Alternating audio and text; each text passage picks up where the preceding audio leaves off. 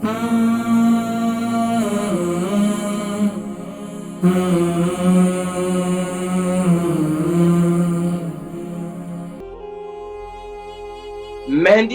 3 table spoon, आंवले का powder 2 table spoon और इसी तरीके से आपने इसमें मेथी दाने का पाउडर 2 टेबल स्पून और अब इसके साथ ये आपने पाउडर ले लिए, 3 पाउडर ले लिए।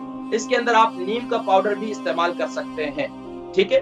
अब नीम का पाउडर भी मिले तो वो भी इसमें शामिल करते हैं 2 टेबल स्पून। अगर ना मिले तो कोई हर्ज नहीं, उसका इससे कोई ताल्लुक नहीं। ये स्किन एलर्जी से आपको मुख्तलिफ और इसके साइड इफेक्ट से आपको बचाता है। इसके कोई साइड इफेक्ट कोई भी नहीं है। बहरहाल क्या है, मुख्तलिफ लोगों की मुख्तलिफ स्किन होती है, मुख्तलिफ स्किन की प्रॉब्लम्स होती है, तो उसकी वजह से अगर ये इसमें नीम का पाउडर इस्तेमाल कर लिया जाए तो उससे काफी बचाव हो जाता है अल्हम्दुलिल्लाह।